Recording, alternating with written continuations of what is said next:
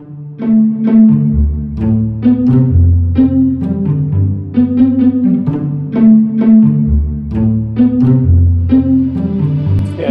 good afternoon or morning to everybody, depending on where you're located. As you can imagine, with the new administration in Washington, this is a very, very busy time. The Biden administration, of course, with the Democrats now controlling both the House and the Senate, we have to be very attentive to the agenda of this new ruling class, you might say. And some of that is obviously stuff that concerns us. So one of the issues that we have worked most on recently, because it's been a very hot issue, is preserving Section 14C of the Fair Labor Standards Act, which, as many of you know, allows employers to pay a special wage to individuals with disabilities if through rigorous testing, it's shown that the individual is not as productive as a non-disabled person performing the same task. A lot has been said in the public about raising the minimum wage to $15 an hour. Embedded in that bill is a provision that would phase out Section 14C over a few years. And that would be the end of the special certificates that employers can get to allow them to pay special wages to individuals with disabilities. And the impact of that is that individuals with significant disabilities would lose their jobs in the work programs that they currently have. Those jobs would not be replaced by jobs in the community, because we're talking about individuals who simply cannot obtain or retain jobs in the community. And so they would lose the job they currently have, and that job would be replaced by other activities, perhaps sitting at home watching TV, going to the mall, going to the library, movies, bowling, activities that we consider to be less productive, and also activities that these individuals find less fulfilling. I know I speak for my daughter. I know a lot of you have your own children or siblings involved in these work programs, and they really value the jobs they have. It's not about the money that they make. It's about feeling valued, feeling productive, feeling part of a common enterprise. And so, we were very concerned that the minimum wage bill, which contained this phase out for 14C, would be included in the Biden American Rescue Plan, which is now in front of the Senate. It was included in the House version of the bill that is now in front of the Senate. But as you probably all have heard, the parliamentarian of the Senate said that provision, the raising the minimum wage, cannot be included in the Senate bill if they wish to proceed by reconciliation, which requires only a majority vote in the Senate, and which is what they are trying to do here. So fortunately, that part of the rescue plan is going to be excised from the bill when the Senate votes on it this week. But it doesn't mean that our efforts are over, because as we know, there's going to be continuing effort to raise the minimum wage. And it's very likely that any bill that does that is going to also include a provision phasing out 14C.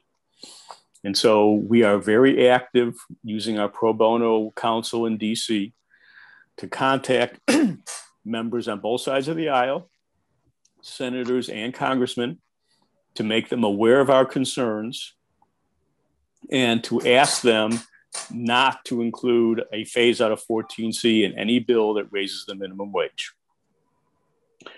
We do have some allies, in particular, Congressman Schneider from Illinois,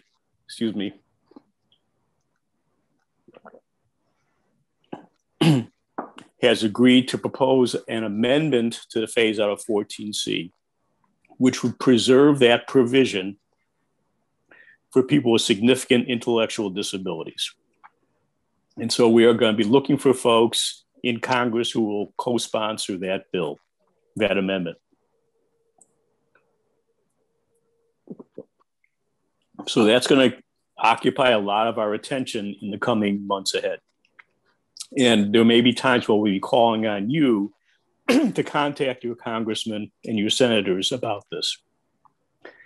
And to the extent any of you believe you have good relationships with a member of Congress, it'd be great to hear that from you, because we can help you reach out to them and participate in calls with them about this issue. The second thing that we've been occupied with is that in the Biden American Rescue Plan, there is now a provision that would increase Medicaid funding over the next year for home and community-based settings. However, ICFs are not part of that provision. There is no help for ICFs in this bill. So we have drafted a provision that would be a companion provision that would also help ICFs. We've circulated it amongst key Democratic senators because the bill is now before the Senate and it's being controlled by Democrats. And so we've circulated that provision among the key senators on the Democratic side, asking them to insert this in the bill. The bill before the Senate right now does not have that provision in it. The Senate is in a process over the next day or so to consider amendments to the bill. We are hopeful that ours will get considered, but we don't know. So again, that's been occupying a lot of our attention, and we're going to continue to fight for including ICFs in any aid that the government is providing to folks with folks with disabilities. That's primarily our activity at the federal level. We're planning, once people at CMS are in place, the new folks, and setting up meetings with them to discuss our concerns about settings rule and other issues. I will be participating in a call with the head of the Agency for Community Living, Allison Barkoff, next week. She actually invited a few of us. I see Hugo's on this call with us from VOR, and he's going to participate in that, as well as some other groups. It's just a half-hour call, but I was glad to see that Allison reached out to us. I don't have a hope of converting her point of view, but at least it'll be a forum where we can express our concerns. And I think our main ask is going to be just allow us a seat at the table so that you're hearing from us. You're hearing from folks that represent individuals with significant disabilities. You're not just hearing from the usual groups, the ADAPTs, the ARCs, the Access Living folks. You need to hear all perspectives, and those groups do not speak for us. At the state level, we've been very active primarily in regard to how states are implementing the settings rule, which they are in the process of doing and which they must complete by 2023. One of the states where we've been most active is in Pennsylvania. Pennsylvania has very restrictive rules about settings that they will fund through the home and community-based waiver.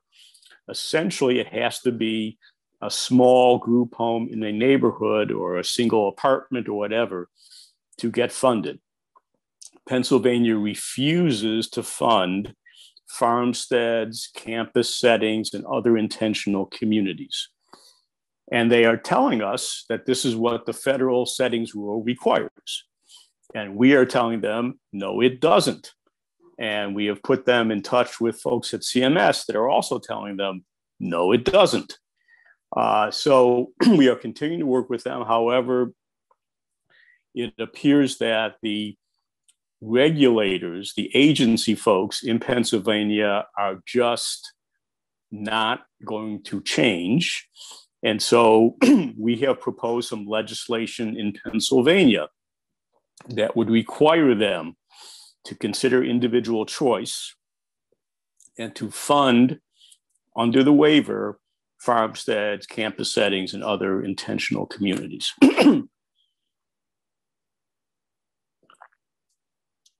The other thing that Ashley's been very active in is in helping individual families that are in crisis. And there was a family in Pennsylvania with 2 children with severe autism. They're actually not children anymore, they're young men. And they spent their childhood at a Camp Hill facility and thrived. They did extremely well. But when they turned 21, they aged out and they could not stay there. And the only place that Pennsylvania would fund for these young men were the small group homes. And so they went to a small group home and their condition seriously deteriorated. They became very violent. They destroyed the home. They injured staff. They had multiple visits to hospital psych wards. It was clear that the setting was not right for them. And Ashley has worked tirelessly over the last couple of months to convince the bureaucrats in Pennsylvania to fund a setting for these 2 men, 2 men that are appropriate for them. Excuse me. And finally, we've gotten word this week that they will fund a setting that we hope will be much better for these 2 young men. So that's a great outcome. It's due to Ashley's tireless efforts. But the downside is these young men and their families had to suffer terribly before we could convince the bureaucrats in Pennsylvania to fund an appropriate setting. So this family, unfortunately, is a poster child for what we're trying to achieve. And our point with not just Pennsylvania, but any other state is, why do families have to go through this in order to show you that we need a variety of settings because there are a variety of needs?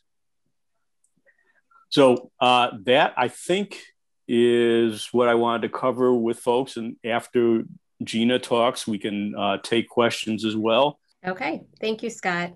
I won't take a lot of time because I think we want to make sure there's enough time for people to ask questions and also share their experiences. So Ashley asked if I would talk a little bit about some of the lessons learned through COVID. So to give you a little background on Misericordia, for those of you who don't know, we are a campus setting organization. We have 600 residents that we serve both on our campus, but also in homes out in the community. We have 14 homes in the community.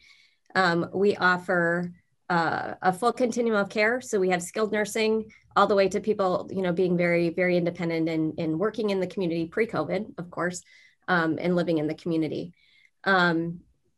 So I think back to, we're approaching a year. And for our organization, we're trying to think about how do we move forward? And so we're thinking about, we're at the point now, we received our final vaccinations, and I think we vaccinated over 1,200 people in our community. So we're really happy about that and looking forward to the doors that will possibly open as a result of that. But, it's pretty overwhelming when you think about the fact that we've been managing this for a year. I think when we heard March 13th, that, we needed to basically close down our campus. We closed everything, no visitors, and our campus is pretty lively. We have volunteers, that really help, kind of support our programs, and they bring life to our community. That was all stopped immediately. We broke into cohorts, which meant people were expected to kind of remain within the homes that they lived. Our day programs were closed. And all of a sudden we were left with, now what? And I think, when it hit, we thought, okay, well, end of March we'll be back in day programs. And then it was May. And then the incident with George Floyd also hit. And so we are also dealing with the dual pandemic of looking at diversity and inclusion and what we needed to do for our organization as a result of that.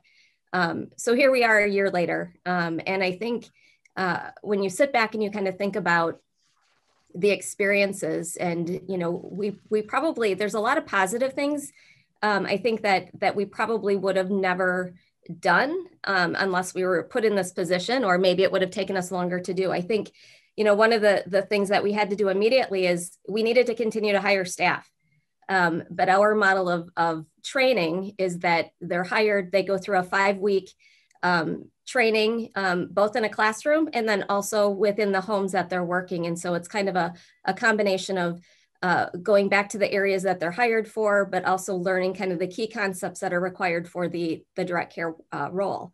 Well, that couldn't happen. We couldn't have these strangers come off of the street that we've hired now and put them, immediately into their homes. We had to ensure that, they were starting out with their training, and that we were sure that they were being tested regularly to make sure that, they weren't bringing COVID into the homes as well. So once that happened, then going from 5 weeks, we went from 2 weeks in the classroom to immediately going into their homes to learn. So the whole training piece has really shifted.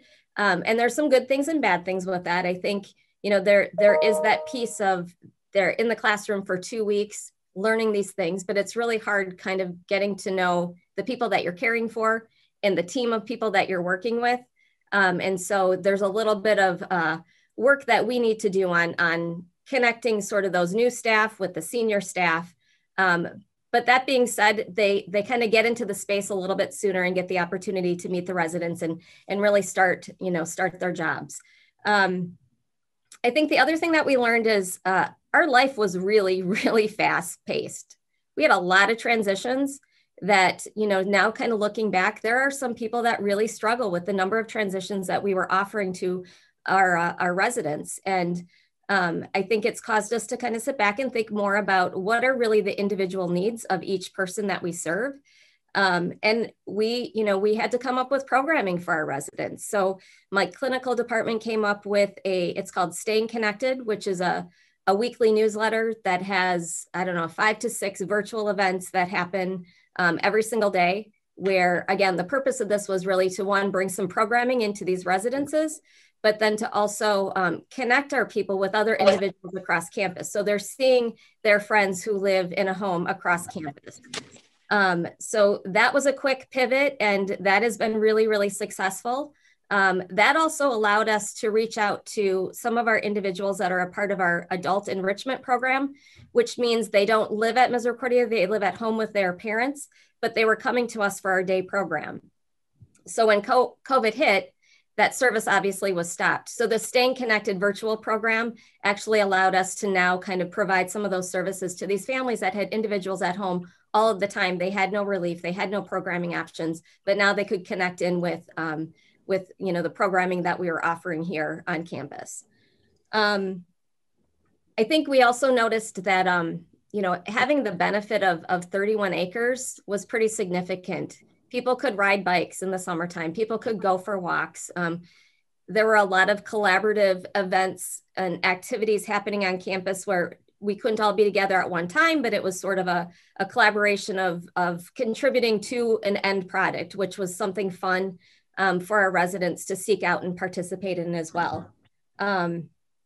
I think the other thing that we learned is we have a lot of really creative staff, a lot of really creative and committed staff. I think this has been a pretty challenging time for staff when you think about the fact that they're providing services to our individuals on a full-time basis and then going home and trying to keep their families safe. And many of our staff were also, managing children that were at home with online learning as well. So there were a lot of pressures, but what we saw is, that commitment to really be there for our residents really shine through. It was really nice to see that, they did everything to be here.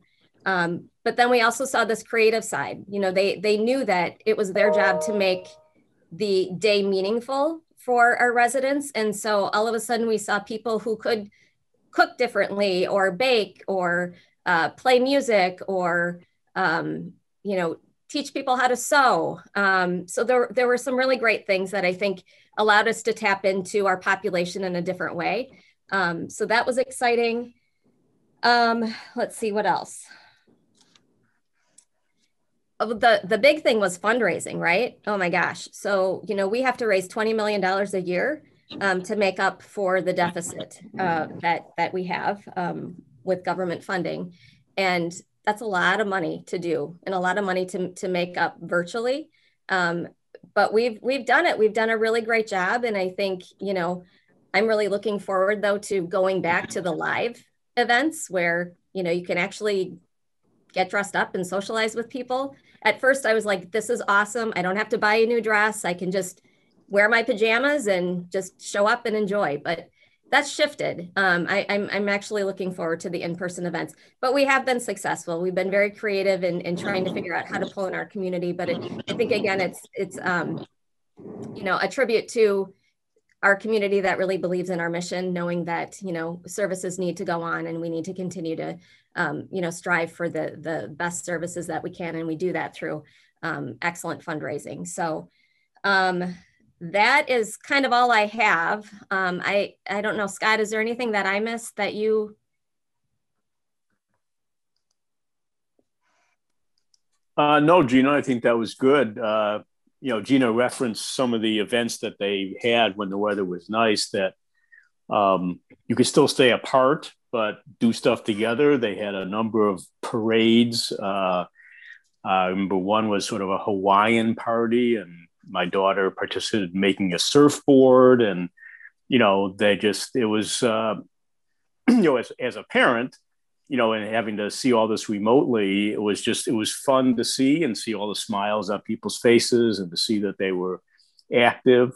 So yeah, I echo what Gina said in terms of it being so important that staff was so creative in finding ways to keeping people active and involved, engaged, and happy.